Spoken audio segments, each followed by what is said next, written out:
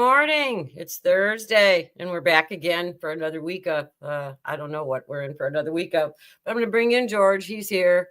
I don't know where Sean is. He's late again. So I don't know where Sean is. I got a patch for him. It says, never on fucking time. Yeah, it must be the makeup artist is really working on him today. I don't know, but I'm going to tell everybody in the chat something's going on, and I don't know if it's StreamYard or if it's Rumble, but it's blacking out for a second on my side, and then so I don't know if you guys are seeing it in the chat or not, but it's been doing it. Let me look on the Rumble.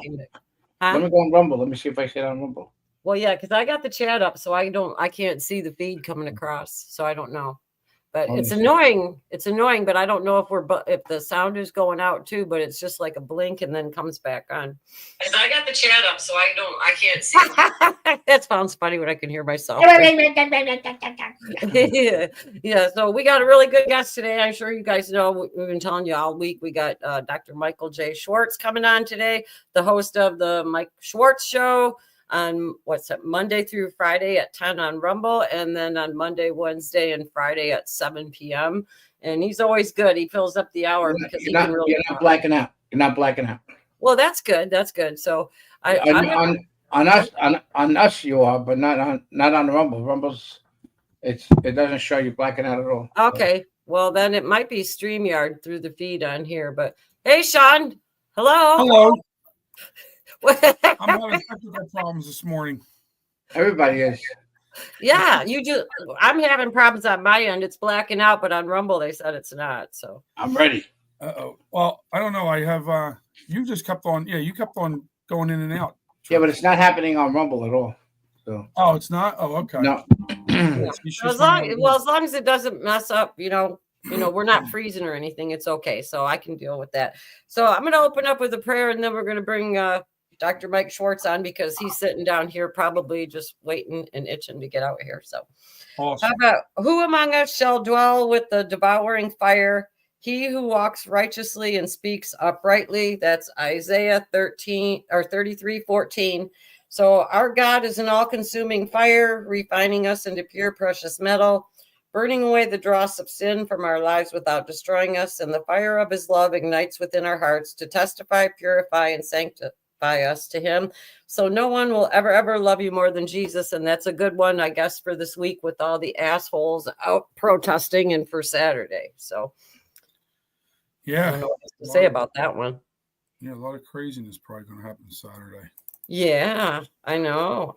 There's some stuff I found last night, but we're going to talk about it tomorrow. That's really freaky. So I don't know what's going on with some of this stuff. Sorry. All right. Well, I'm going to bring on Dr. Schwartz. Ready? You better do a Trump impersonation as he introduces himself. I think he should do a Trump impersonation so that I can put it as a voiceover on a new opening. That's what I think. I'm wondering if he should just do a Trump the whole time. That would be funny. That would be a first. Well, I'm going to bring him on. Here we go. Good morning. Good morning. I see you're ready. Wait, how do you keep your background? What's that? Uh-oh. You gotta show me how to do the background. You need a green screen. It's really all you need, George. All right, I'll get a green screen. I don't need a green screen. I got a good background. Or a very large piece of green construction paper, at least. Yeah, that's fine. You're just like in grammar school. You can that's all. Either that or just put up a green curtain on rods behind you. I know I can do it on StreamYard here. I can change my background, but I don't. I just leave it alone. And Mike, if you notice, Trixie's every once in a while will flash it in and out, but on the Rumble thing, it doesn't happen. Gotcha. Okay, I see you flashing in and out. You guys are flashing me right now. I see them. Yeah, it's my magnetic personality going through the screen. That's what it is. All right. Are you still in Washington, Mike? No, I'm back. I'm actually back in my studio. We changed up the studio here. I could actually take the green screen down and it looks fine because I have a decent background now. But it's no, we came home. I think we got home around, 1 o'clock, 2 o'clock in the morning, and I'm pretty beat. So if I'm not my normal, overly like caffeinated 1775 coffee self, I'm sorry. You look a little subdued today. You I'm look a little. tired. I got You up. look a little low energy, Jeb, today to us. I don't know. Low energy, Jeb. Yeah, I know. I heard you. I got about 4 hours sleep last night. Good news. The congressional baseball game was a lot of fun, and the Republicans won 13-2. That's what they're fucking worked. That's all they worked. We kicked their ass. The Democrats, I have to tell you, look like ass. But there was one guy, Aguilar from one Democrat from Texas, Aguilar, who was pretty good. He was playing shortstop, and I'm looking at him, and I felt bad for the guy because like he was the only one who actually played on the team, and I could see him getting frustrated with the rest of the team. Like, come on, guys, pick me up. Like I'm doing all the work here, and the Democrats just laid down. Horrible. But I hope that's an analogy for what happens here in politics in the future. The Republicans keep kicking ass. Well, they should have brought some illegals in to play the ball for them because they think, especially Aguilar might have been one of them. I'm just saying. I have no idea. They probably had a team of beta males. That's probably what they got. Well, I don't know if you heard me, Sean, yesterday on my show. So Jaden was telling me what his chief of staff had said to him in Washington. She said that it's an analogy for what happens in Congress because what they do is the Republicans will field a team, but they will play their best players. They come out to win. The Democrats adopt a DEI strategy. Yes. They have to bat everybody. They want everybody to be included, and they lose because of it. And it was the perfect analogy for what happens in life, the way they tackle the baseball game. Oh, I would have liked to have gone to see that game to see it in person. Do you know how many people, Trixie, it was packed. I was expecting I don't know, a couple hundred people, and they had thousands, and they had the Republicans sitting on the right-hand side, the Democrats sitting on the left. So when the Democrats would get a hit, you'd see the left-hand side of the stadium go up and vice versa on the right. And then they had what they called bipartisan kind of out in center field. We were only sitting there because Jaden was there. The college had bought some tickets for Rutgers, and of course the colleges just want to be bipartisan. So we were sitting out there, and I noticed all these crazy liberals sitting around me, like blue hair, piercings, wearing the Birkenstocks. Most of the kids that go to college are not.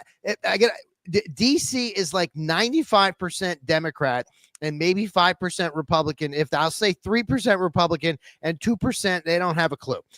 The city's on like lockdown right now. They've got fencing all over the place. It was kind of incredible to see. But when you walk around town and you see the amount of like left-wing loons that are amongst you, you feel dirty even going there. And I have to tell you a story. Yesterday we went to the Library of Congress. The people that work there, not so nice. And the people in the Capitol were great, but the people at the Library of Congress, for some reason, not so nice. And I said to Kelly, I said, I'm looking at the deep state right in front of me. These are people that work for the federal government. Every single one of them, by the way, Sean, like every single one of these people were just rude. When we went to look up my books in the Library of Congress, the woman, like you'd see the looks I'm getting from the staff, like, oh, what do you mean, Fauci? What do you mean the only way to save America? And I showed her the cover with Trump, and she's like, well, and you could see the look. And I said to Kelly, I go, this is the deep state. You have thousands and thousands of federal workers who work for this president who want him to fail. And they work for the federal government, which he runs. You could kind of see it in action, like the deep state's right there. The workers of the federal government want us to fail. It's really sad. They're in the bubble. There are a lot of leftovers. So I mean, there's 900. I think there was 900. I think there were a couple of thousand leftovers that were from the Biden administration. I can name a couple at the DOJ, George. Yeah. Well, aren't most librarians like leftists anyways, because they do the gay story time hours at the libraries and everything, and they have to have the head librarian permission. Yeah, it was the security guards. It was every single person that worked there. They were rude. They were like, I don't know. They just weren't.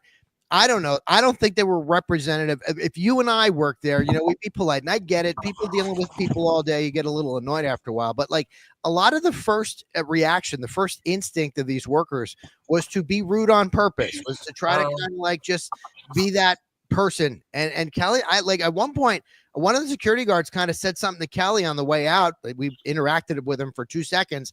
And I turned around to the guy and I go, please and thank you would be appropriate in this situation. Like, I don't know what it is, guys. Like sometimes I feel like I like after a while you just kind of snap and you go, maybe I need to be the guy to like educate people on how to be polite in the world, because these people just weren't. And it was kind of, I don't know. It's disheartening to see a lot of federal workers just not representative of who we are and who we want to be as a country. I went to Chicago last week for the Tigers White Sox game and wore my MAGA hat and didn't get any flack from anybody. And that was right in Chicago too. I saw 3 girls yesterday with MAGA hats on. I gave them a pound and I said, good job. Let them know we're on their side. But I'm telling you, man, most of that city is like, I like it when Donald Trump says, like, I know he said like the White House is a dump. But I kind of get it now. Like just the whole city's like, it's a beautiful city. I love our capital, but it's filled with people who just don't get it. And it was kind of a letdown. Like Jaden loves being there. He's having such a good time learning things in Congress. One of the things he said, he's only been there 2 weeks. One of the things he said, Sean, you'll appreciate this. He goes, nothing gets done here, and you can see why. He goes, I'm looking at bills in front of me in the office that have been here for years, like Save the Puppies. Like 95% of people would vote for this. He goes, it has to go to subcommittee. And most of the time it doesn't get out of subcommittee because everybody wants to put all the shit in it. And then if you're lucky enough where it goes to committee, now it's filled with even more crap. And then it will finally get to the floor of the House and it's just so bloated. We're going, what are we even voting on? These crazy 900-page bills. He goes, but you see it. Everybody has their hands in the cookie jar. And it's like he was there a week and a half and he's like, I'm just like kind of turned off and disheartened about how the whole system works. I understand why nothing gets done here. It's I love having a guy on the inside.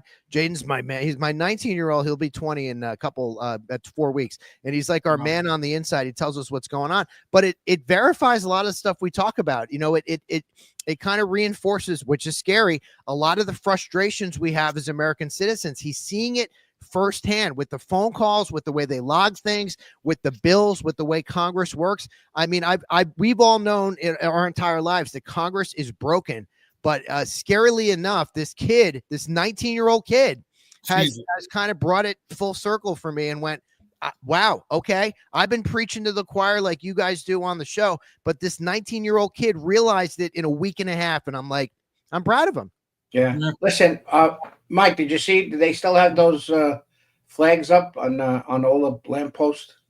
The LGBTQ XYZ whatever. I wasn't looking. It had the flags all over the lamppost when I was up there in Washington. George, I noticed, like, it was funny. I thought of you yesterday. We were driving by the mall. We were going in between Constitution and Independence, right by the World War II Memorial, and they had lines of these little American flags like in the lawn. And I thought about you. I said, I that's like what George does with Born to Ride for 45. And that's what I noticed. Like my brain goes to the pop. My brain likes to see the patriotic stuff. Patriotic stuff. Yeah. All that other crap I ignore. But and Trixie, this is funny.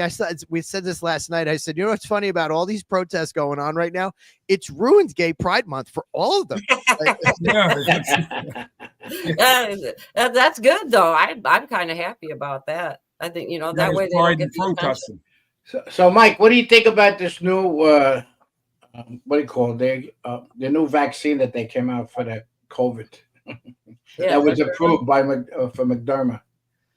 There's so many different stories, George. One day it's like, I'm going to go back to the lowest common denominator on this, because again, this is all you have to know.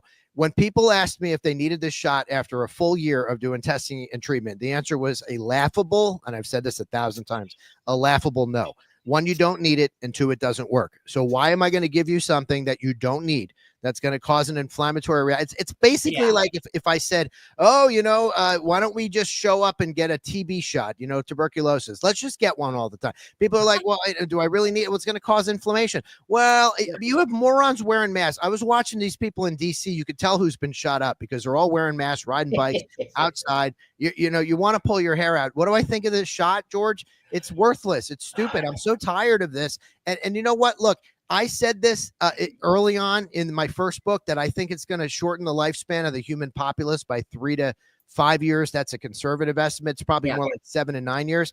And I got people dying around me. Don't know if it's from the shot.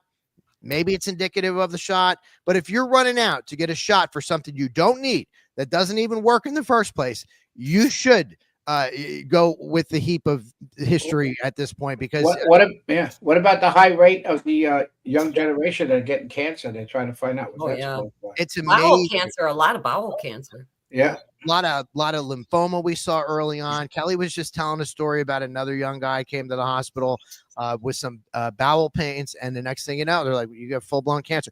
We see it all the time. The common theme when you do a thematic analysis, when you're doing a doctoral study, you record everybody's analysis, and then you put it all in a survey monkey, and it finds a common theme, right? So the common theme, if you talk to all the nurses and doctors, is these are things we've never seen before. You hear that over and over and over. We're seeing things now that we've never seen before. And then when you get into the details of what you've never seen before, yes, you get into all these common, rare cancers that you've never seen before, abundance of cancers. Like, these are the themes that are coming out. So if everybody's trying to hide this stuff on the Democratic side or whatever, if you've just, I don't know, maybe you have cognitive distortion. Maybe there's people on our side who got the shot, feel bad about the decision they made, don't want to admit it. That's cognitive dissonance.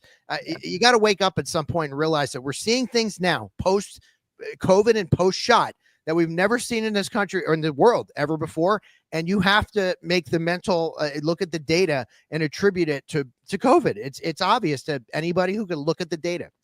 Well, it's like you're saying, with the inflammatory response, that's what's bringing, as soon as you get inflammation, that just throws a monkey wrench into everything.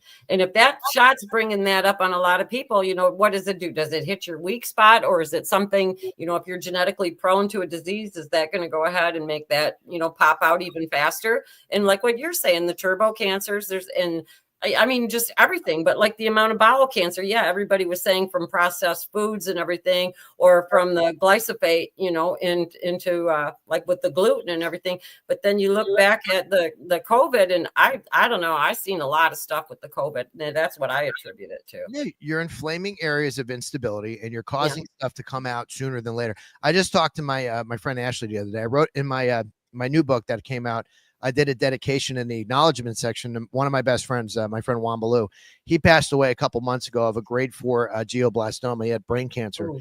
And I haven't talked to his family in a while. I grew up with his kids and everything, because Juan and I did everything together, from flying planes to Rotary to politics, ran a lot of campaigns together.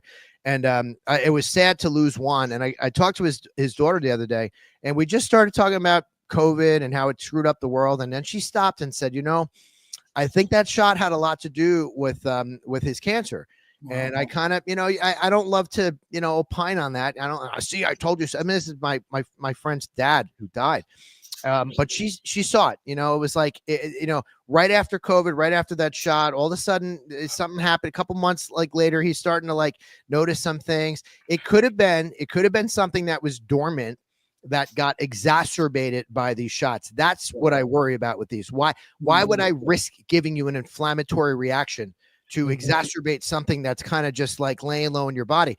And that, I think, why we see these young kids at 20 something, 30 something showing up at the hospital with stage 4, fully blown, holy crap, I'm never leaving the hospital. That's scary. That's really, really scary. And it's scary for people like my wife, who took the shot because she works at a hospital. She didn't want to take it. And I think I told you on the show about her heart issues post-shot, which we had studies pre-shot that weren't there. And it scares her because she doesn't want to be in the pool of what she's seeing like I said, most people I think will be fine. But if you're trying to exacerbate something in even a segment of the population, they sure as hell did a great job of it. Well, it was a live clinical trial and nobody gave permission for it. That's the whole thing right there. And that's the part that makes me so upset, because they don't know what the long-term effects are of this. And it's going to be a crapshoot what happens 10 years from now, They're still making, my daughter's in a nursing program, okay? And they're still making people take COVID vaccines. Now, my daughter hasn't yet. But I don't know. I mean, we're trying to wait it out and see what happens. But I mean, she's going to do everything she can not to take it, obviously. I don't blame her. And I would question the validity and the education of the people that are telling them to do it. It's 100%. You got to wonder. Absolutely. Well, it's like going to a doctor and they say, okay, I think you need this. And then you look at the doctor and you say, well, can you tell me what's in it and what it does? And they go, I don't know. And you're like, wait, well, shouldn't you know that if you're telling me I need this? They get there. And Sean, it comes from most doctors don't know. This comes from the CDC, so I'm glad that we have our people there, but it's not quite getting to where we want it to be. I was saying that's why I was joking around with George before, talking about the holdovers at the DOJ. All these folks that were here during the Biden administration, most of them are still here. They're not, that's like they didn't just magically go away. It's going to take a lot of time, but I think that's the frustration on a lot of Republicans is, and I said, Trump and the team shouldn't kind of overpromise and underdeliver. They should underpromise and overdeliver, which is, I think, what he did during his first administration. But a lot of people were expecting a lot of these folks and these regulations and these rules to be done on day one, and it doesn't quite have the behemoth is too big. Mm-hmm. So, I feel for your daughter. She definitely doesn't need it. It's stupid. And if you could ask those questions of the people forcing her to get this stuff and show their stupidity, maybe it'll wake them up at some point. I don't know. Yeah. Well, I plan to follow up with that too. I know her friend actually went and got it. I mean, just a month ago. Mm. I mean, I don't know, but I think COVID was back a few years. Isn't it amazing how it's funny? You all tell me you don't want to talk about COVID, and every time I come on the show, you guys want to talk about COVID. Well, let's not talk about COVID. Let's talk about something else. You talk about whatever you want. I just think it's funny that I really think there's a conversation that needs to be had on this still, a national one. But like an hour-long TED talk and go, here's what we got. And now let's get everybody on the same page. That's what I say on my show. But nobody's on the same page. Everybody's on like different books at different pages. Well, that would be good though to do something like that, and get everybody on the same page. And like what you said, a whole hour TED talk like that. Mm-hmm. But how many people on the left would actually believe anything you said? No, I don't care. They still like yesterday. I was in my book, Fauci's Fiction. The librarian looks at me and she goes, I guess people need to hear all sides of, the political spectrum. And I go, the book's not political, but that's your assumption. Everybody on the left wants to, I noticed that like everybody on the left wants to go to an assumption and then come to a conclusion before they have any information. And you saw that during COVID and you see it now. It's the same thing with like what's going on with these riots. California comes out and goes, we're going to spend $50 million to combat the Trump administration. You go, what particularly? They go, well, I don't know, just anything. And then you see it like it's like I've lost so much faith in humanity covering humanity because none of it makes sense. Well, that's that's the Democrat governor nominee in Jersey's doing. She wants to run against stopping Trump. Stopping him on what? Did you see, Sean, that Raz Baraka came in second to Mikey Sherrill? How scary that was. I mean, all you've got to do is look at Newark, New Jersey, and go, yeah. And you know what I thought about? More of that. Right, but I thought about this too. Think about the mentality of people, Sean. And George, you'll appreciate this. It's not the left doesn't always like go, oh, I want more of that. They say in their mind, if I'm going to live this shitty in Newark, screw it. I want everybody else to live as shitty as me. It's the opposite of what socialism. Everybody has an equal outcome, right? Or communism, I should say. Yeah. Well, Wilson caused that. President Wilson put out that whole that shit. Yeah, he was the one that pushed the socialism, and but he was a Democrat anyway. But it's amazing how they just end up. And the thing when you go to these protests, they hold up the sign, "Leave our Social Security alone." They're not going to touch Social Security. I asked one of them. I said, "Did you get your effing check this month? Did you get?" No. Yes, I did. So did it affect your Social Security? No. But and then they just like Mike said, they assume they have the prediction that because they were told that it's being attacked, they got to put that out that it's being attacked, or else they're not with their mentality crew. So I got to ask you, George, because I saw you post a couple things on this, and on my show, I've been saying that this whole thing with Musk and Trump was a setup. It was like a WWE. Yeah. We're gonna kind of distance ourselves. I almost pictured it, Sean. It was kind of funny. Like I pictured Trump and Elon like texting each other and going, "Okay, all right, yeah. Elon, all right, say something bad." And then Elon puts something out, and Trump's like, "Yeah, that's good. I'm gonna respond." And then he's like, "Do another one." And then Elon comes out with the whole Epstein thing, and Trump's like, "Hold on. Let's walk it back just a little bit. Just slow it down, Elon." But I kind of pictured that because, everybody was calling him President Elon. It was like that was the narrative. and then okay, you're here 130 days, you're going to leave. Let's separate, but let's do it publicly so that people realize that, and they realize you're not in control. I'm doing my thing. Maybe your stock will go up. Maybe you'll start selling cars to Democrats again, kind of deal. And then it went too far. So I don't know where it is. I mean, I can't see like Trump hanging out with little X for all those months. They're like best buds, the two of them, and that picking his nose in the Oval Office. One thing on the Resolute desk. Yeah, I'm talking about Elon. It was funny. I remember that. But like, I can't see them like, hating each other. It just doesn't make Elon, to me, if you listen to what he says, he's more of a libertarian than he is a Democrat or a conservative. He's so, and you don't go from libertarian to then financing campaigns for Democrats. It goes against your principles. And he's a logical guy, so I think that wouldn't compute in his computer brain there. Yeah.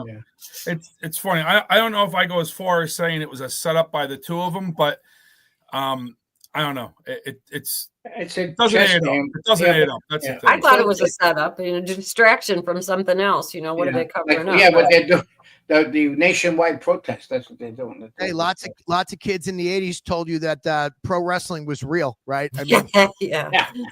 Hey, my brother-in-law, who's in his 40s, he still thinks pro wrestling is real. There you go. We talk about UFC versus WWE or whatever hell it's called now. My buddy Mike Knox is a pro wrestler. He was in WWE. Now he's actually in that Billy Corgan's from Smashing Pumpkins. He owns a thing now. And I was actually at Trump International, and Mike Knox and I are playing golf, and I was talking to him about wrestling, and I'm like, "You're not going to try to convince me wrestling's real?" He goes, "No, it's all stay." He goes, "I can tell you, we know who's going to hit where, when, how, who's going to win, what the outcome." And I shouldn't say that publicly, but I think everybody knows at this point, like it's all staged. These guys wouldn't have careers if they were trying to beat the crap out of each other. And Elon and Trump are going to survive no matter what. But this whole thing, if it's real, it's kind of sad. And if it's staged, no one's ever going to know. So I just kind of roll with the punches. But at the end of the day, Trump wins hands down in this argument because Elon's just going to look petty and stupid. And I don't think that's the look they want to go for. So if they did talk and apologize, I think Trump did. I do have something in my show about that this morning. Trump did kind of acknowledge that and said he appreciated it. Great. I hope it works out because having both of them help the country is going to help us. I mean, one of the things Elon did to save this country was buy Twitter. We wouldn't have the amount of free speech we have right now if he didn't do what he did, open the books to all these reporters. That may be more substantial than Trump winning a second term. Yeah, but he wasn't invited to Trump's birthday party. I've got a question. I just want to bump in. The chat has a question. They want to know what you think of the breast cancer vaccine. I can't speak on it. I wish I could. You'd have to ask my wife. You got to remember, I'm not a medical doctor. I'm a research doctor. So I get medical questions and I immediately go, that's a Kelly question. I don't know. I'll have to ask Kelly. I don't know. I could talk about breast cancer. I could talk about BRCA and the genes, my knowledge on that. That's because my background's in genetics, but I don't know. When you develop shots for stuff, I know they're coming out with a lot of targeted therapy for cancers, which is really cool. But I don't know. I couldn't. Okay. I just had to ask for the chat. Otherwise I wouldn't hear the end of it. So sorry to change the subject. Go. Good morning to the chat, by the way. And YouTube. We got people on YouTube watching us. So I got the comments popping up here too. Oh, you're not banned. We don't get strikes, Mike. Not yet. Wait, it'll happen soon. Not yet, but George is working on it. Yeah, we're doing something on Friday. We have to worry about. Yeah, Fridays would be the day we'd be in trouble. That's for sure. Thursdays we're pretty mellow. Yeah, we have to do intelligent conversations. On you might get a strike for me talking about COVID here. George, you going with that again? Listen, hey, when do I want to come on your show, Mike? You have an open invitation. You know that any of you can come on at any time. I was in the chat the other night. And he was inviting people on, and I was in the chat like this, putting my hand up, and Mike just kept on ignoring me. And then I was putting the arrows towards me. Then I was putting the siren emojis up, and Mike just kept on going. He's like, I'm a one-man show. I don't have all the producers that you guys have over there. You know, I don't They're have like Fox and Friends. I don't have Ed Henry at Newsmax looking at the chat and scrolling through it to tell you, you know, where to go. I don't have that. I have. Ed Why are you guys abandoned us, only I think. doing? Why are you guys only doing Thursday and Friday? Oh Because no, Tony Schaefer yeah. and Chris, they do it Monday, Tuesday, and Wednesday. Why don't they do it Thursday and Friday? I guess they got tired of us. I don't We know. do. Yeah, because we do. We got Thursday and Friday, so that's why. Don't let Trixie out of the box. Last night, Don't attack Thursday and Friday. Yeah. we weren't in town last night, so I had Lord Sterling fill in. Like he did his show on our channel, and I hope it didn't piss anybody off. I love Duncan. Lord Sterling does a great job. And we were just like, we were tuning in to take a look while we were driving down the road.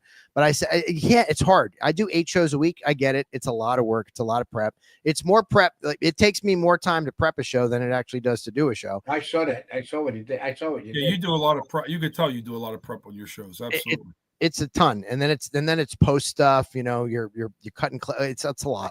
And it's tiring because, you know, Rumble is tough. Rumble. I still tell people, it's funny. I talk to people about Rumble all the time. A lot of people still don't know what it is.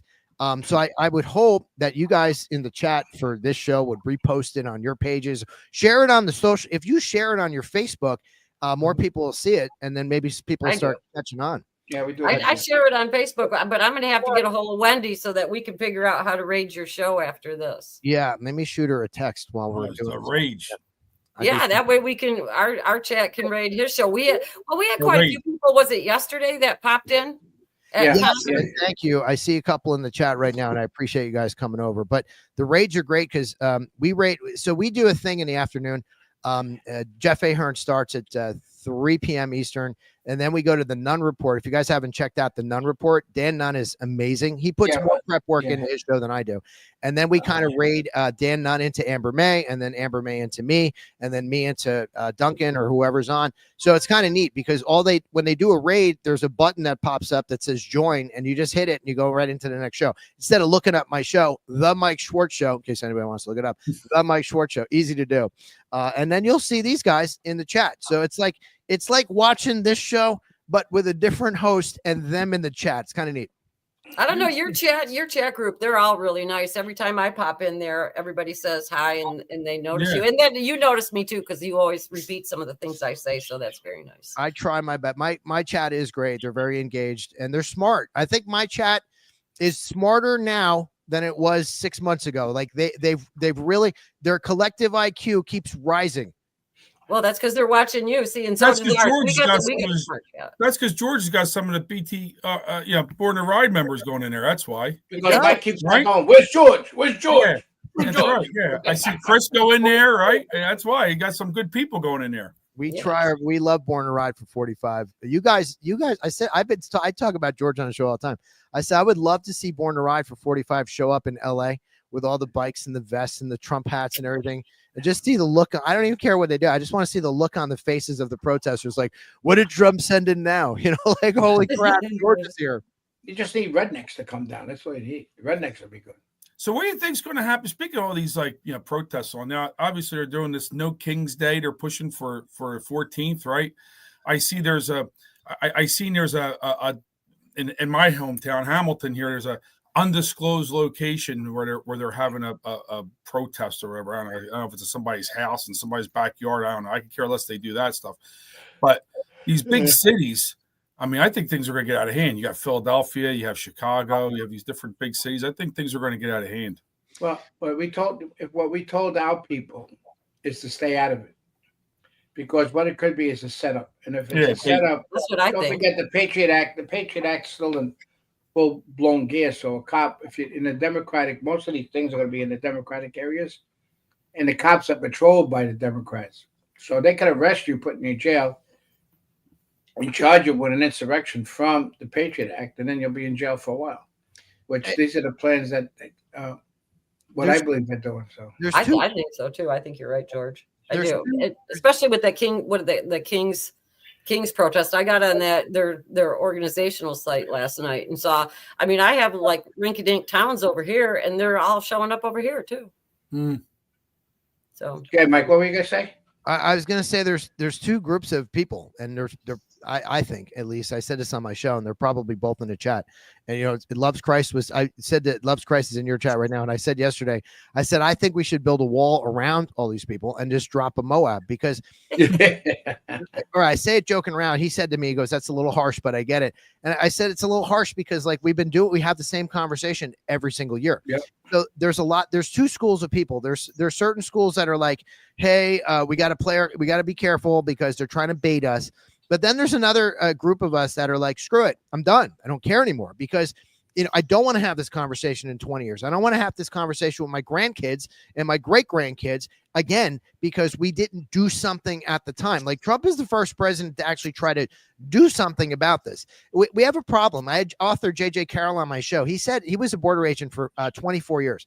He said the number of illegals is more like 50 million in this country. 50 million. It's definitely higher than we estimate. Absolutely. Sure, but look at the census, Sean. They do the body count. You know, they base the Congress people off the body count, not actual citizens. So the more people they let into California, the more Congress people they have, which is Democratic. They want them to vote in these local elections. I read headlines that'll make your head spin every day, like, oh, this one, state or somebody overturned having illegals vote in local elections. You would think normally, like, why would illegals be allowed to vote in an election in the United States of, you know, where it doesn't make sense. Look at Jersey. They get driver's licenses, and that's how you get registered to vote, right from the driver's licenses. And they want that because, again, they want the body count, they want the votes, they want to stay in power. You see Democrats suspend logic every day on TV. I mean, I've got clips this morning. Karen Bass, Gavin, we go through it. You know what to expect. You got all these people suspending logic, trying to spin a narrative. You have to wonder why, because this is the thing. My wife's somebody she's very logical. She'll look at it, but she looks at it through the lens of a normal, not finger on the pulse, somebody who's like glued to the news like us every day. And she goes, but I don't understand why would they want that? And I go, they don't necessarily, in a normal world, they wouldn't want chaos and disruption, but they want it for a reason. There's a nefarious reason for it. And once you kind of understand all that, it starts to make sense. Watching this in real life, like, normal people we don't want chaos and disruption. Why would somebody else in LA want chaos and disruption? It furthers their narrative. They take it and spin it. I got Jimmy Kimmel is on TV saying these aren't riots. This is not real. What you're seeing on cable news, he goes, it's worse when we have a team win a championship than what you're seeing now. Meanwhile, we see people burning stuff, tear gas, throwing rocks at cops off bridges. We know that's not true. How do you take it and spin it? The problem is you got 40% of the electorate who's going to believe them no matter what. Then you got our 40%. I always say. Remember the Summer of Love? The CNN broadcaster saying it's mostly peaceful, and behind them they're torching the building. Right. You know? Yeah, we need Baghdad Bob. That's what we need. Baghdad Bob. Yeah, remember? Baghdad Bob, Nothing's going on here as the tanks are going right behind them. Yeah. If you get rid of all these illegals, Sean, you're not going to have anybody to vote for these people. They're going to lose congressional seats. That they know that. I mean, we're trying to upset their apple cart right now, and they're going to say whatever. That's the thing. When you have to lie and spin and say whatever comes out of your mouth to further your narrative, know they've lost it. We're just trying to keep the middle, that middle 20%, that swing vote. We're trying to educate them enough to show them, hey, you guys are losing out in the long run when you swing back to these idiots, because they don't care about you and the country. They care about themselves. We're just trying to educate people one at a time. That's why we do these shows, I think. Yeah. But it's hard to get people to tune in and listen to the truth. Don't forget, a lot of young people cross that border, and that they can make that their army. Put it that way. That's what they want to do. That's number one. And they just and the thing is that's crazy, is what you see that's out there. Most of the times with these protesters, they send a lot of old people. It's amazing what you see. Old white women, right? I said old white women. That's what it was. And One of them came to me at a Tesla protest. Going back to something you just said, Michael, about trying to get people to realize the truth. I've been watching some of these videos with some of these protesters where there's some people going around interviewing them, right? And it's always the same thing. How many times have you seen these when I say protest, they're more rioters. I'm all for protesting, but I don't give a shit if I believe in it or not or disagree. But when you riot, it's a different story. Right. But when they go around, they start asking these people questions. and you could tell half the time they don't even talk. They got the mask on, they got the glasses on, they turn around, they don't even talk. They go like this. But when they do talk, they may say a couple things, and they realize they're caught they're caught getting into the truth, and then we're done with this interview, and they walk away. Right. It's pathetic. But they're so brain dead with their lies. It's pathetic. It's all pathetic. It's frustrating to people like us because, when I wrote the new book, I got excited about Trump coming into office, and I said, maybe we can actually fix this country for once, like the issues that we've all as conservatives been talking about for a long time, since before Newt Gingrich and the contract with America, but can't get done because the left tries to distract constantly. Mm-hmm. So I said, maybe we're in for a new awakening here. Maybe we can do this. So I wrote a book on term limits and, fixing the tax code, like common sense solutions to Trixie knows she read this thing to fix it. But all the left tries to do is distract you. And they want to keep you off message. And I said that yesterday on my show. I said, if everybody just stopped entertaining the BS, and like we made the talking points about the tax code, we made the talking points about fixing Congress, about term limits, about all these things, balanced budget amendments, stuff like that. If that's all we parroted every single day and said, this is what we want to talk about. You're not going to distract me with your Pride Month, your trans nonsense. I don't care about that stuff. Everything else is just a distraction. That'll be the title of my my new book. Watch, because I'm just like I'm over it. And look, we talk about it every day. I know my audience probably gets tired of it too, but you got to show it. You got to show it because at some point you got to laugh at it, but at least understand it. So you understand where they're coming from, because it's not. My wife will sit there and go, I don't want this coming to my city, because it's more of like an anxiety thing. Like, is this happening? Is this going to happen here? But that's what they want. They want you to be in fear that this is going to happen in your backyard, so that you say to the president, hold off, don't send in the Marines. Maybe we should back off. Exactly. Yeah. That's exactly where they want you to go. We've got to stay on message. Fear porn. That's what I call it. Fear porn. Yeah, well, you call it the normies that don't really pay attention to what we pay attention to, right? And they just see the stuff and they see all the stuff blowing up, and they get scared. Oh, I just want this to stop. Trump's doing the wrong thing. That's what they're going to start saying. Right. Well, he has that as a president and constitutional right that he could put whoever he wants in the Marines, he could take over the National Guards. And a new scum is trying to, the lawsuit's going to go right in the garbage. I mean, it's just unbelievable. And Congress passed the House bill to control the judges, the progressive judges, about interfering with Trump's agenda. They did it. They did it the other day before yesterday. You realize, I know about that.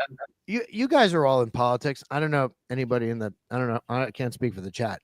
I've been in politics since I was a kid, and I was like 18 when I got involved, and I was like 25, 26 when I started actually getting hired to run elections. You realize that judges are just there because they were really bad attorneys, right? Yeah. And I'm being serious. Like, the ones that work are always the worst ones, and then they work up. I got a friend of mine who's a Superior Court judge, one of my best friends, but he'll tell you the same thing. I was really bad at running my practice. And then he ran for mayor. We got him elected. And next thing you know, he's on the radar. The county Republican chairman said, okay, you help me out, I'll put you on the list. And then he was on the list, and the governor had to appoint him. And the next thing you know, he gets appointed. That's how judges get there. They're not and no offense to my friend, because he is a smart guy, but they're not the best and brightest. They're usually failed lawyers, and they're the people that kiss enough ass in the party to get to the spot that they're at. So, use progressive judges, George. We always sit there and wonder, again, because normal people look at a judge and go, oh, they're a judge. They must be smart to get there. No, they're progressive judges because they kissed it. Think about kissing ass in the Democratic Party. You really got to go way left to get to the top of the Democratic Party. So if you're a judge from the Democratic Party, you're going to be a moron progressive judge. I'm so sick of people that we should be in a meritocracy, but DEI on a certain scale has been happening under our noses for the longest time, and mostly in politics. Oh, what a shame. I'm watching the time for you, and I know you got to do prep for your show. So it's 1:45. So whenever you want to bump out, just tell me. Okay, I got a couple. Man, I'm pretty much ready to go. So, well, Trix, why don't you just tell them to leave? I mean, gosh, what? It's fine. What? You guys are Yeah. working me already today. I'm No, I'm not doing that, Sean. No. I'm trying to be accommodating. I know he's I'm got only teasing. go right I'm at- teasing. And Mike, Hey, I Mike. gotta say, Yeah. even with low energy, Mike, it's still higher energy than low energy Jeb. I Wake gotta up. say. Yeah. trying my best. No, you did awesome. The problem is we have to listen to Trixie because she's controlling the board. She's Oh, Right, I control got freak. that mute button. We got to take a lot of She's shit. control freak. Yeah. I'm outnumbered all the time with you guys. Exactly. I don't know why you always pick on me. I don't know why you pick on me. I should be picking on you guys. Oh, yeah. It's misogyny, I guess it is. Yeah. But, yeah. You're a No, there's Democrat. no. You guys. I always say it. You guys. You'll are never not. see me in a cleaning commercial. I'll tell you right now. That's what they're trying to do. See, Democrats, we have a woman running the board. Yeah, that's right. Because we had no choice. And Kelly's the main person on Mike's show. Yeah, we know that. We know who wears the pants in the house over there. Yep. She wears the pants. We like to do the show pantsless. I tell everybody because they can't see down here. Yeah. I just tell them we're not I wearing. got pajama bottoms on with Mike, my. you and Kelly are great together. I tell you what, she's got a great presence on there with you, and you guys are great. Besides, she's prettier. She's Definitely a lot better looking than you. She brings the looks to the show. nobody's tuning into the show to look at me. I'll tell you that much. I tell that story though, Sean, all the time because when we started and Kelly came on the show, she goes, "I don't really know anything about politics, so what do I have to offer?" I go, "You have more than you know because you're the common person's voice of reason. Like you're seeing it from I just want to go to work and live my life and make my son better than I was." And sometimes that's the best opinion because why, Ed Henry said that to me actually a long time ago. Ed Henry said, "Why do I want to have pundits on my show? Why do I want to have political talking heads?" He goes, "I'd rather have real people that, their fingers on the pulse. They're actually on the ground because their opinion matters more. Like I don't want to hear from a pundit who just wants to sell something all day. I want to hear from somebody who, is in the minutiae, is in the mix of what's going on." And he's right. That's why I love doing a show with a chat. You could talk to everybody in real time. And when you're wrong, they'll tell you they think you're wrong and vice versa. You can kind of go back, but I learn from my chat every day. And I hope they learn from me. And we just have it's a discussion. What's better than I always say there's everything is worth a conversation. And that's kind of what we do on these live shows. But, some of these other people who do the news, I mean, they're just out of they're out of, they look at CNN and MSNBC. How do you tune into that? If they had a live chat, and there are people that are watching are nuts, but if they had a live chat, we'd go in and rate it. We'd be like, "No, you guys are wrong. Here's video of Sean Lucas, throwing rocks off a bridge at this cop." That wouldn't be Sean, of course, but we'd be showing it in real time, going, "What do you mean no violence?" Like there's I cannot believe that the left is trying to spin this and tell you legit come out and tell you, "Don't look over here." Maxine Waters, there's nothing to see here. Yeah. Let's gaslight everybody and thinks that works, but she knows she's in a safe district. She's going to get elected no matter what. So she can come out and say, "That's why we need term limits so bad." It's crazy that we put up with this crap. I got a question in the chat for you that they want me to ask. Do you have any kind of an opinion on the Shara trial? If you know what's going on? I don't. Yeah. Okay. I see. I'm so out of the loop right now. I'm stuck on, I was traveling and riots and. Sorry to throw that one at you then. No. Riots and bears. Try another one. I'm sorry. I'm really bad today. Wow. Yeah, Mike. I tell everybody a lot of stuff, and then all of a sudden, 2 questions got hit here, and that was it. Well, Red Ginger is following it, and so are I want you to appreciate this. I have a rule in my life, and if I don't know something, that's the perfect attitude to have. Yeah, I don't know. Don't bullshit. Yeah, don't bullshit your. But what's great about the chats? What you were talking about.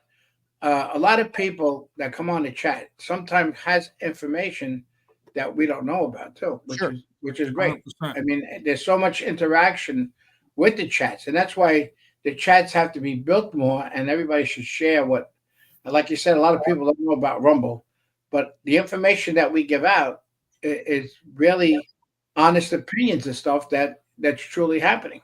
And if it isn't for us, the shows and stuff, nobody would realize what's going on. Yeah, I just think like that rule's a good rule to live by because if and for me, if I know something, I'll speak passionately about it. Exactly. If I don't, that's how you maintain credibility, and that's what all these other people that you watch in life lose. So that's why we look at MSNBC and go, I mean, and I know a lot of Rumble hosts that do it, but George, I know one in particular who will talk about anything and has an opinion about everything because he has to feel like he, I don't know, knows everything so that he appears smarter. But you just become dumber doing that. So I'd rather just tell you I don't know. It's because that's how I maintain my credibility. You can't pull a clip of me bullshitting about something and then coming back later and go, you see, because I don't fucking know about it. So I apologize. Next time, I'll try to do some research. It's like the salesman comes by your house and wants to sell you the Britannica. Did you ever buy those, George? Yes, I did, because I wanted to be so smart and educated, but I didn't read an effing page at all.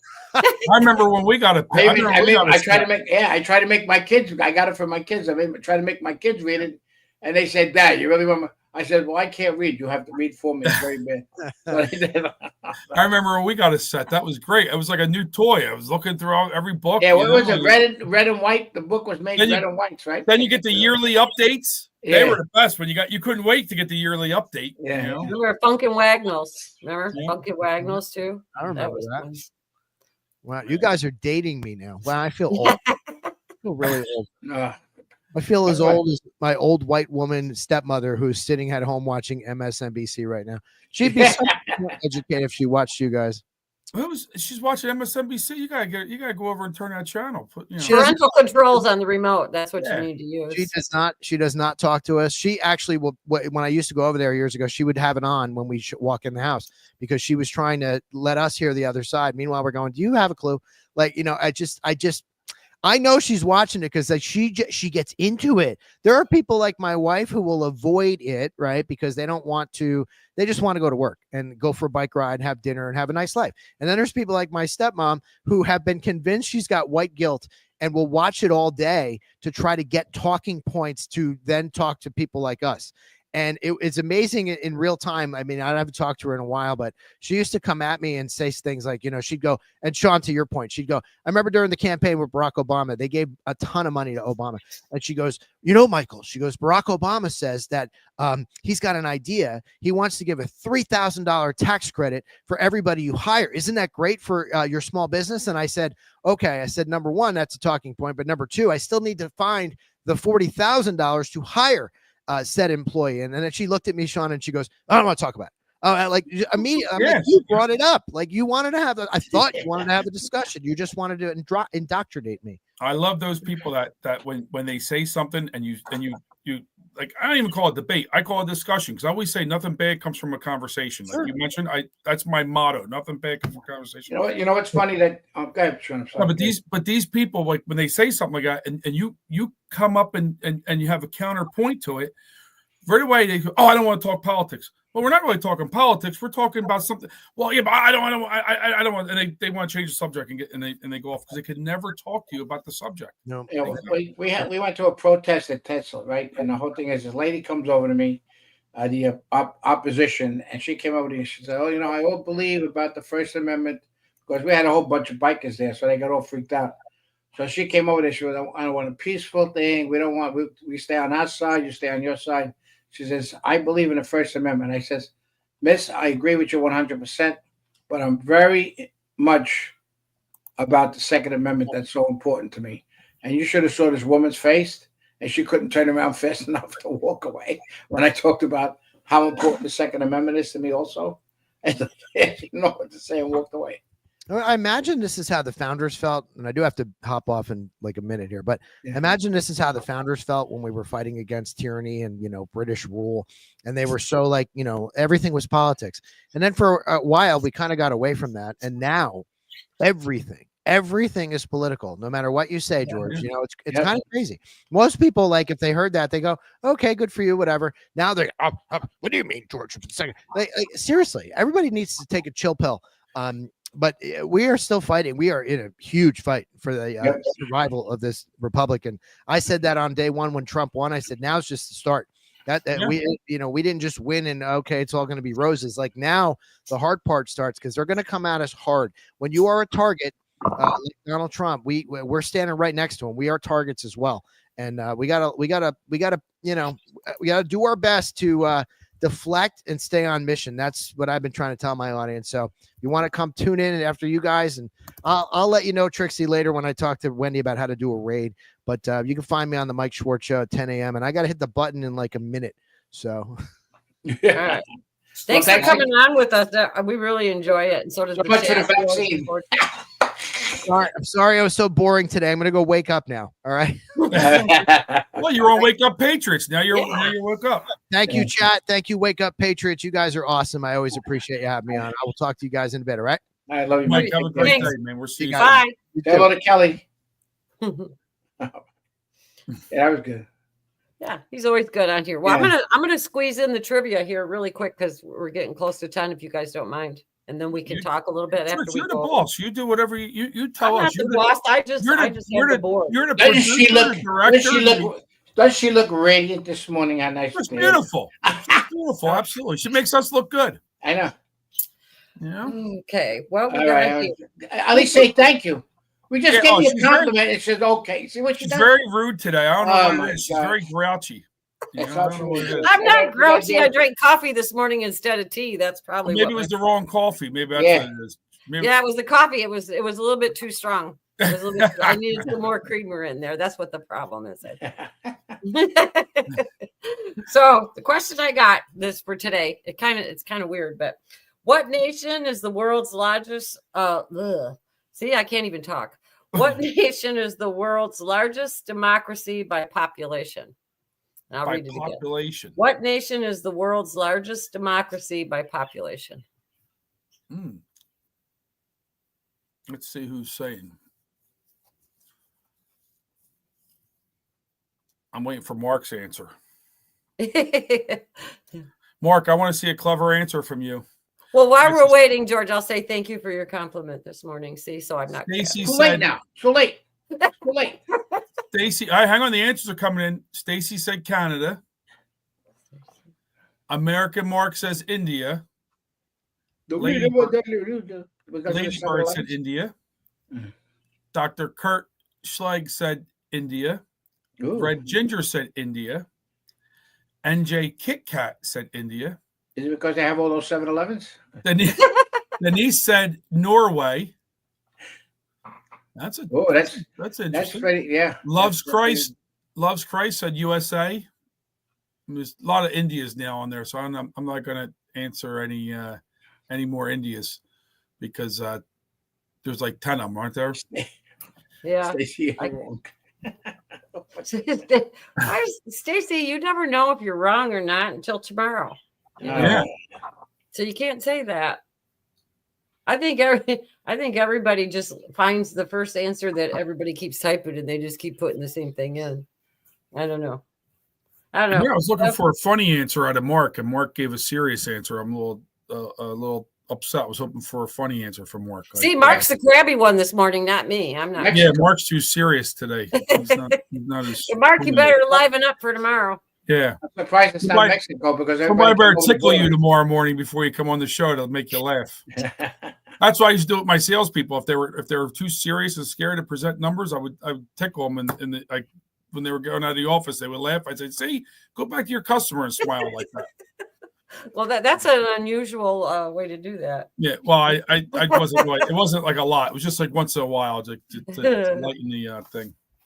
I don't know. I like having Mike on. He's pretty good. He can really talk, can't he? Yeah. Mike is good. Yeah, but he's very. You know what? He has. I saw him how he did his. I was up at his office, and I saw how he puts everything together. It's unbelievable what he does.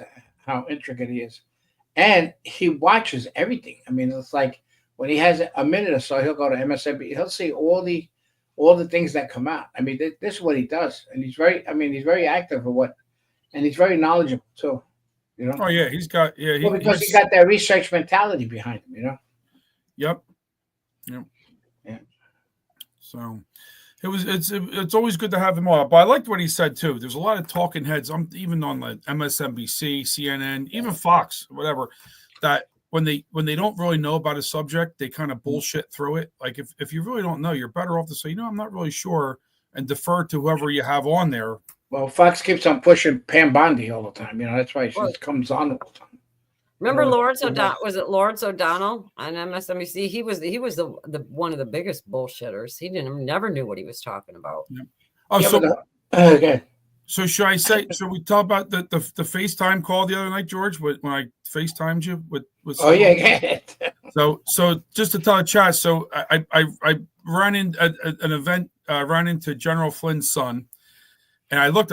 I go, holy shit, you're General Flynn's son. He goes, oh yeah. So I go over talking to him, and I said, I said, oh, I got a FaceTime with my friends, George. I said, and as soon as I pulled it up, your picture's on my phone from when you were on the bike as your contact picture. He goes, yeah. I know him. He goes, he points to the phone. I know him. I said, oh, great. So at first you didn't recognize him because you lost a little bit of weight, you said, right? No, he put on weight. Put on weight. So then he's like, oh yeah, he's done security with my dad, all kind of stuff. I said, he loves your dad. I said, absolutely. So, but that was pretty cool meeting him. Yeah. Me and General Flynn became friends. I mean, and I wrote a letter to Trump about he should run that NSA like I wouldn't believe because, and I'm talking about a person being pissed. General Flynn is pissed, and let me tell you something. His number one enemy is somebody it's going to be unbelievable. I especially what they did to him, his family. That's why I tell everybody watch that movie on Amazon. Yeah. He's got that movie out on Amazon. That was a really good movie. A really good movie. I mean, everything it goes into detail, so you can kind of see how bad the deep state is. You actually see how the deep state works.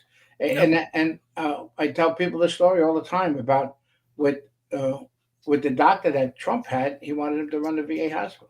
And he said to me, he says, everybody thinks because Flynn endorsed Bill Spadea and Trump endorsed Jack Ciattarelli. And he says, everybody, like the media is trying to make it like my dad and Trump are at like odds and endorsements. He goes, they don't even talk about that. He says, my dad just talked to Trump, a week or so ago. He says again, So, I was at a dinner. I was sitting with Mike at General Flynn. I was calling him General Flynn. I call him Mike.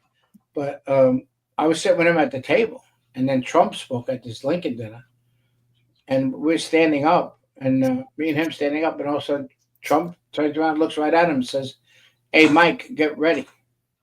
So, at that point, and I went to General Flynn. I said, "You see, I told you. You see." And he smiled, but I know for a fact he's helping Tulsi and Pete Hegseth, and also what's her name, Kash Patel, and Tulsi, right? You said Tulsi? Yeah, Tulsi. I said, yeah. It's unbelievable. I'm glad we got a bunch of hard asses finally. Instead of all the squishes that we used to have. Even the first Trump administration, they weren't like that. But they all picked. Everything was picked. It was all destroyed to set them up. I know people are like upset because there's no arrests yet on stuff, whatever. But you gotta wait. I think it's going to take some time. I think it's going to take some time. If a year goes by and nothing happens, that's when I'll worry. But up until then, I'm not worried about it. I just have faith that things are happening behind the scenes that we just don't know about. There's too many.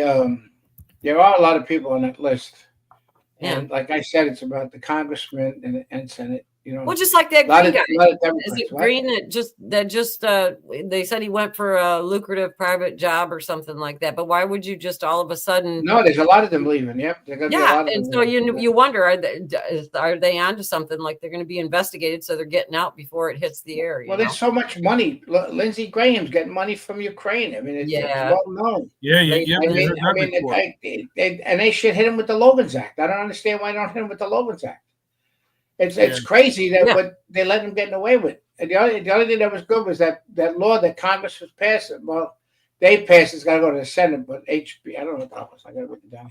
Well, the House passed the one to defund USAID. Yes, they passed that. PBS and what NPR. So it's got to go to the Senate. But so that's good. At least USAID is the one that they really got to defund, though, because that's it's HR 15.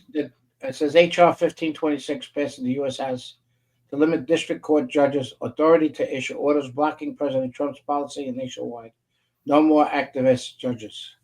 That was one. And then one more I want to read is by Anna Paulina Luna. On June 14th, there will be protests across the country. that are backed by the communist groups with ties to the CCP. Mm. And the names were given out was I'll tell everybody tomorrow. Even the Harris from Walmart, the woman there. Yeah. I think she married. Didn't she marry the Sam Walton's son? Yeah, well, that's what happened. But she's the heiress. Yeah. And it says this is what it says: these groups are using ICE protesters as a ruse. MAGA do not show up in gear. If you attend and witness illegal activity, record faces, license plates, and submit it to the FBI. This is all orchestrated. And don't forget like I said before, the Patriot Act is still in effect. Yeah. And they could get us. And that was changed by Obama when he made it about domestic. And that was all the setup what was going on. So Yeah. people have to be. I told my guys to stay out of it. So I mean, Yeah. I'm not going anywhere Saturday. I'm staying home.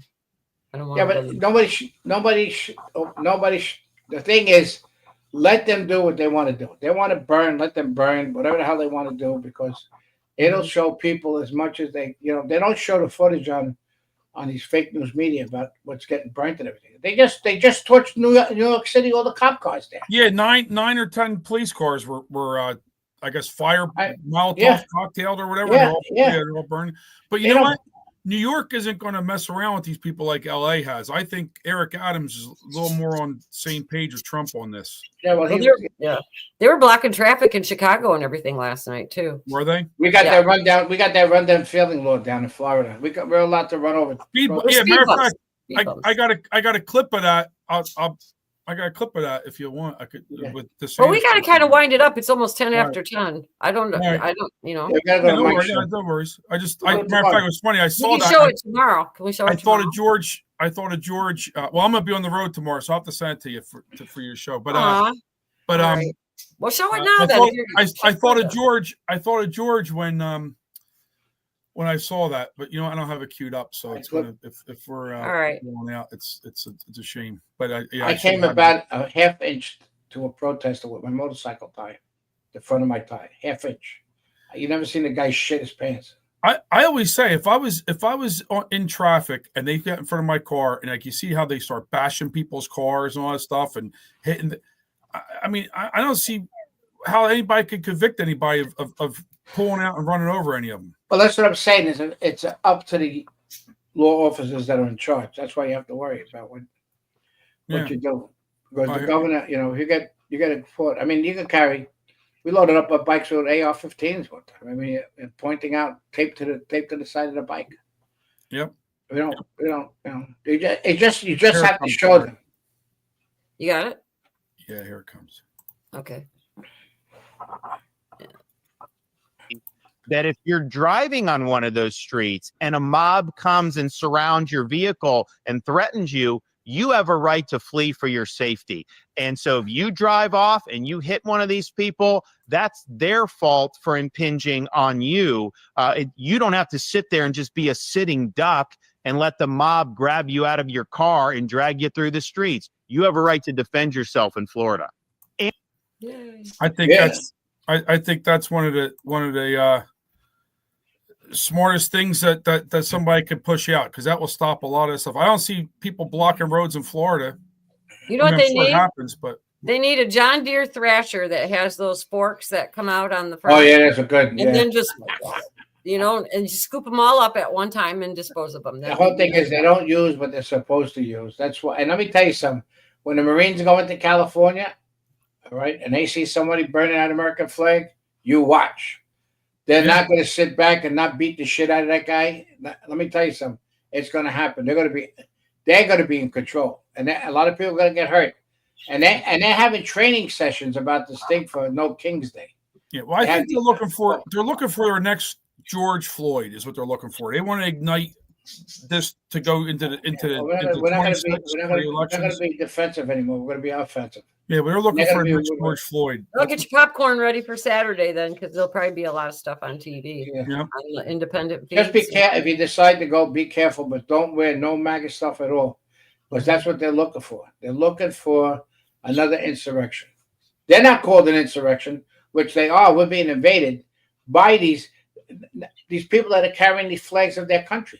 Yeah. If you carry your flag, go back to your fucking country if you want to do that. Yeah, Why don't they think- fix their country first before they come here instead of coming Well, here? I got a patch on my vest that says nationalist. I'm a nationalist.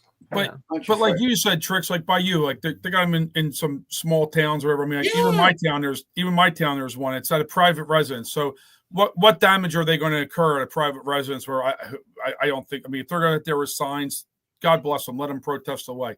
But Yeah. I think the problems are really going to be in the big cities. I think that's where, because you're going to have Antifa, you know, you're going to have all that kind of stuff. Yeah, well, I said I the wouldn't whole go thing- near Chicago this weekend. Yeah, I think Philly's going to be a big problem on Saturday as well. Yeah. So, yeah, there was a list that was going around that had like, excuse me, 10 cities on it, and it was like Philadelphia, Washington D.C., New York, Chicago, Las Vegas, and a few of the big ones like that. So you know, most of them are leftist cities anyway, so you know enough to stay away from that. But the small town ones are because they know they can get away with it now. That's what the problem is. Oh, yeah.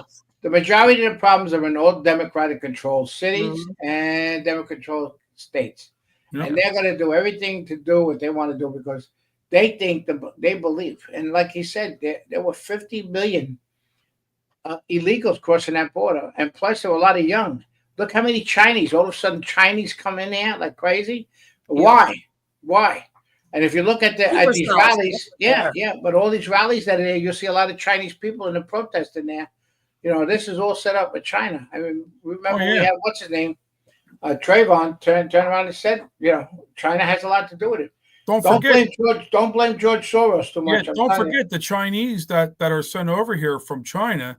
They have to be allowed to leave China through the CCP. Mm-hmm. So they have family in China, and they come over here. They have a job to do. They have to monitor. They have to do all kinds of different things. I mean, people don't realize that, but that's a big issue. And, you know, especially with these Chinese students, it's a big issue. I'm not saying every one of them, but there's a good amount of them that are probably reporting back to the CCP. And like you just said, if they're at these protests, yeah, they're supposed to be there. Yeah. All right. Well, it's 10:15, so we got to wrap it up. Tomorrow. So all right, wrap it up. Yeah, we'll be back tomorrow for Frisky Friday, and Mark will be with us tomorrow. So we'll have fun tomorrow. We can cover more of this riot stuff tomorrow. I got some clips I pulled too. Awesome. For tomorrow for something. So should we say goodbye? Yes, goodbye. My all away from you. All right. Farewell, but not goodbye, or whatever. What's that song? Yeah. How about ciao till tomorrow? No. I'll see you tomorrow instead of September. Remember, I see you September. I'll see you tomorrow. Maybe we should do a little melody with George for the show. He'll have me sing. Well, my heart is a patriot. Yeah, George sings all the time, doesn't he? George Tom Yeah, Jones. I practiced when I was in jail. George Tom Jones Kalala. Yeah. I never backed into anything. All right, we'll see you guys all tomorrow. All right, bye, everybody.